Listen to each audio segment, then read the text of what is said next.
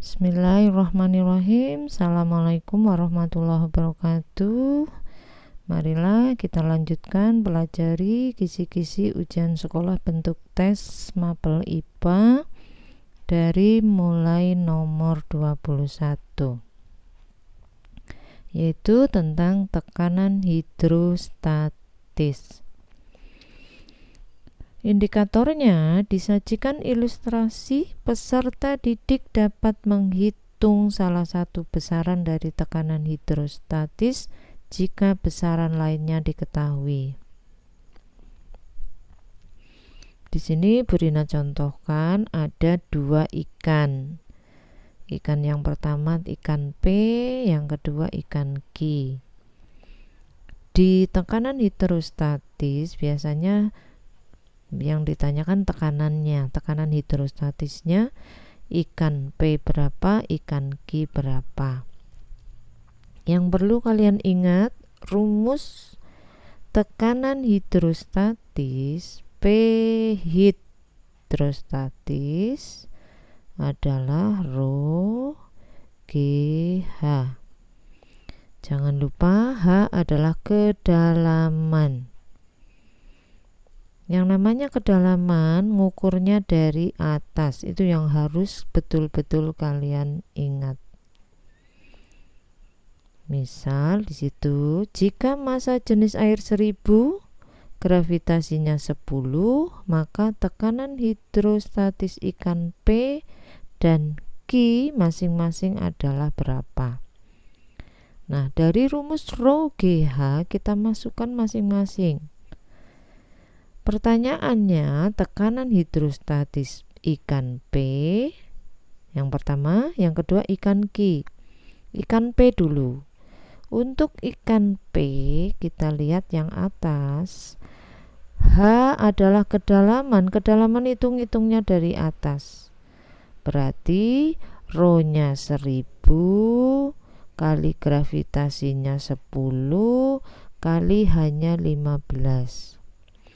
10 kali 15 jangan lupa cm itu dibuat meter per 100, sehingga 10 coret 1, yang 1000 coret 1 masih 100 kali 15 1500. Yang Q, jangan lupa kedalaman Q bukan 20, tetapi ngitungnya dari atas. Dari atas berarti 15 ditambah 10, 25. Jangan lupa 25 cm adalah 25 per 100. Sehingga rho GH 1000 kali 10 kali 25 per 100. 100 dicoret bawah, di sini 2 tinggal 10. 10 kali 10 100, 100 kali 25 berarti 2500. Maka jawabannya yang A. P-nya 1500, Q-nya 2500. Selanjutnya tentang hukum Archimedes. Hukum Archimedes nanti disajikan gambar. Peserta didik dapat menghitung besaran hukum Archimedes yang ditanyakan. Di sini Bu Rina contohkan dari teorinya bahwa sebuah benda di dalam air lebih ringan dibanding di luar. Contoh, kalian pernah lihat orang kalau ngambil pasir di kali, sungai, saat pasir masih diangkat di air, dia masih terasa ringan, bisa ngangkat dengan enteng sambil jalan di air. Begitu keluar dari air ternyata berat. Hal itu ternyata karena kalau di dalam air masih dibantu oleh Fa, gaya apung. Ternyata berat benda di udara itu dikurangi dengan berat di zat cair sama dengan gaya apungnya. Artinya berat benda di udara WU itu akan sama dengan FA gaya angkat ditambah berat di air. FA ditambah berat di air. Contoh, kalau seperti itu, misal Berina contohkan, berat gaya apungnya misalkan 10 Newton, berat bola dalam air misalkan 20 Newton. Berapa berat bola jika di luar air atau di udara? Dari rumus kita akan tahu FA-nya 10. Kemudian berat bola di dalam air 20. Maka berat di udara tadi, berat di udara dikurangi berat di air sama dengan gaya apungnya. Berarti 10 akan sama dengan berat di udara dikurangi 20. Maka berat di udara adalah 30 Newton. Selanjutnya nomor 23 tentang sistem pernafasan manusia. Besok soalnya disajikan pernyataan peserta didik dapat menentukan jenis gangguan pada sistem pernafasan. Jenis gangguannya. Di sini Bu Rina contohkan macam-macam gangguan pada pernafasan, ada flu, ada faringitis, ada TBC, asma, bronkitis, pneumonia, kemudian kanker paru-paru. Besok yang ditanyakan adalah jenis gangguan dengan tentunya sudah ada pernyataannya, ciri-cirinya. Silakan nanti kalian pelajari ciri-ciri masing-masing gangguan pada sistem pernafasan itu. Contohnya asma seperti apa, kemudian TBC seperti apa, dan lain-lain. Silakan kamu cari di internet, ada banyak. Tentang sistem ekskresi nomor 24 disajikan gambar nefron. Nefron biasanya ditanyakan bagiannya itu terjadi proses apa. Besok peserta didik dapat menentukan proses yang terjadi di dalam bagian organ tertentu. Dulu soal-soal yang lama misalkan di situ tanda panah, apa yang terjadi di situ? Di situ terjadi proses filtrasi. Terjadi yang dihasilkan adalah urin primer. Nah, besok silakan pelajari fungsi-fungsi yang lain sampai terjadinya urin sebenarnya. Ada filtrasi, reabsorpsi, augmentasi. Kemudian masalah getaran nomor 25, besok kalian diharapkan dapat menentukan besaran pada getaran yang ditanyakan. Getaran bisa pada bandul, bisa pada per. Di sini Bu Rina contohkan bandul, misalkan dari PQR. Kita tahu intinya pada peristiwa getaran seperti ini, satu getaran adalah satu kali gerak bolak balik. Satu kali gerak bolak-balik berarti dari P, Q, R, Q, P. Dari P kembali ke P. Itu baru dikatakan satu getaran. Periode adalah waktu satu kali bolak-balik. Periode waktu satu kali bolak-balik. Di situ yang diketahui misal Q ke R dari sini ke sini 0,1 sekon, 0,1 sekon. Baru PQ. Padahal periode adalah waktu untuk bolak-balik. Berarti baru QR belum bolak-balik. Berapa kali? 1, 2, 3, 4. Berarti 0,1 sekon kali 4. 0,4 sekon. Ini periodenya. Perioda kalau ditanyakan frekuensi adalah seperperioda, maka 1 dibagi 0,4. 1 dibagi 0,4 sama-sama kalikan 10, yang atas kalikan 10 berarti 10 dibagi yang bawah kalikan 10, 4.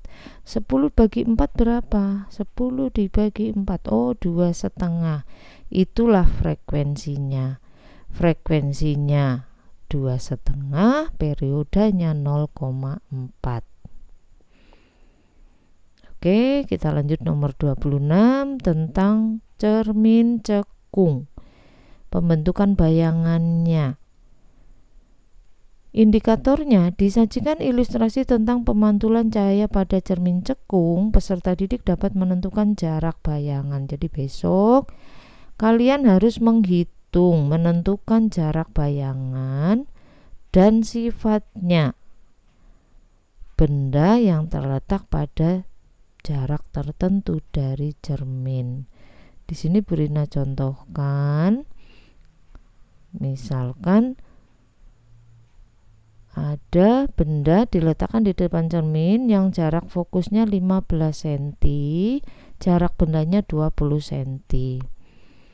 Yang perlu kalian ingat, rumus yang nanti dipakai seperfokus sama dengan seperjarak benda SO ditambah seperjarak bayangan SI. F adalah fokus, fokusnya 15, berarti 1/15 sama dengan seper SO. SO adalah jarak benda, jarak bendanya 20, berarti 1/20 ditambah seper bayangan, seper SI. Pindah ruas kiri, berarti 1/15 dikurangi 1/20, samakan penyebutnya 60. 4/60 dikurangi 3/60 ketemu 1/60, maka jarak bayangannya 60 cm. Sifat bayangannya bagaimana? Jangan lupa kemarin kita sudah mempelajari sifat bayangan. Benda di ruang 2, bayangan di ruang 3, diperbesar, terbalik, nyata. Berarti ini bendanya sekarang berada di ruang 2. Kenapa di ruang 2? Fokusnya 15 cm, berarti benda di ruang 2. Maka sifatnya nyata, terbalik. Jawaban yang C. Lanjut, alat optik. Disajikan sebuah kasus gangguan mata. Peserta didik dapat menentukan jenis gangguan tersebut beserta cara mengatasinya. Cara mengatasi itu maksudnya dengan kacamata apa? Kalau kacamata positif berarti dengan kacamata cembung, lensa cembung. Kalau negatif dengan lensa cekung. Di sini Bu Rina contohkan, seseorang dapat melihat dengan jelas pada jarak terdekat 150 cm. Agar dapat melihat dengan jelas seperti mata normal, maka memerlukan kacamata dengan kekuatan berapa dioptri. Oh, ini kekuatannya. Besok tidak kekuatannya, tetapi kacamata yang mau digunakan yang mana, positif atau negatif. Lah di sini berarti positif karena dia jarak baca yang terdekat malah 150, padahal mata normal 25. Sehingga dia itu memerlukan kacamata positif, lensa positif. Kekuatannya berapa? Karena besok bukan menentukan kekuatan lensa, tidak usah ini kita kerjakan. Jadi ini ternyata Bu Rina malah membuat soalnya tidak sesuai dengan kisi-kisi. Maaf. Jadi besok bukan menentukan kekuatannya, tetapi besok hanya menentukan jenis gangguannya dan kacamata apa yang digunakan untuk mengatasinya. Seperti di sini bisa dikatakan kalau dia melihat pada jarak terdekat itu hanya 150, padahal mata normal itu hanya 25 cm. sehingga dia malah lebih jauh. Dikatakan rabun dekat, tidak bisa melihat dekat. Karena tidak bisa melihat dekat, namanya rabun dekat, disebut hipermetropi, kacamatanya positif. Jadi besok bukan menentukan kekuatan, tapi menentukan bahwa kalau dia 150 jarak terdekatnya, berarti dia rabun dekat. Jadi paling tidak kamu harus bisa menentukan bahwa dia rabun dekat atau hipermetropi. Terus kacamata yang digunakan apa? Oh, kacamata lensa cembung atau positif, kayak gitu. Oke, jadi ini kita besok bukan menghitung kekuatan lensa. Oke, kita lanjut nomor 28, alat-alat reproduksi manusia. Besok soalnya disajikan gambar organ reproduksi wanita. Peserta didik dapat menentukan nama, bagian, dan fungsi organ yang ditunjuk. Kalian sudah pelajari organ wanita, macam bagian-bagiannya. Ada rahim, ada tuba falopi, dan sebagainya. Di situ kalian harus bisa menentukan apa fungsi dari gambar yang ditunjuk. Silakan kamu kerjakan soal contohnya seperti itu. Jawabannya yang mana? Lanjut nomor 29 tentang penyerbukan pada tumbuhan. Disajikan gambar penyerbukan, peserta didik dapat menentukan hasil yang terjadi pada peristiwa penyerbukan. Di sini materi penyerbukan dari buku Brina ambil. Ada contoh yang namanya bunga, penyerbukannya itu dibantu oleh hewan. Bagaimana hasil dari penyerbukan itu jika hewan itu dari tempat lain singgah ke bunga ini, sehingga hasilnya nanti seperti apa. Nah, nanti kalian harus bisa menentukan hasil yang terjadi pada peristiwa penyerbukan dari gambar yang ditunjuk. 30 tentang persilangan monohibrid. Disajikan ilustrasi, peserta didik dapat menentukan prosentasi keturunan dengan fenotip atau genotip tertentu. Jadi pada persilangan ini nanti satu sifat beda, monohibrid. Contoh, ini hanya contoh saja. Misal bunga kuning, karena satu sifat beda berarti hurufnya cuma 2. K besar dengan tanaman berbunga putih, K kecil. Ini contoh, jadi dengan 2 huruf. Saya kira kalian bisa cara menghitung, cara menentukan fenotip maupun genotip dari keturunan yang sudah diketahui keturunan pertamanya apa, sehingga keturunan berikutnya akan kalian tentukan dengan cara tertentu juga. Kalian sudah pelajari tentang ini. Kita coba. K besar disilangkan dengan K kecil. Keturunan pertamanya semuanya berbunga kuning muda. Kalau kuning muda berarti gabungan. Kalau gabungan berarti perbandingannya nanti 1:2:1. Kalau yang dominan turunan pertama kuning semua, maka 3:1. Maka itu hasilnya akan 1:2:1, berarti jawabannya yang B. Itu nomor 30. Saya kira sampai di sini dulu untuk bagian-bagian nomor 21 sampai nomor 30. Silakan pelajari. Nanti kita lanjutkan ke nomor 31 sampai 40. Terima kasih atas perhatiannya. Saya akhiri. Assalamualaikum warahmatullahi wabarakatuh.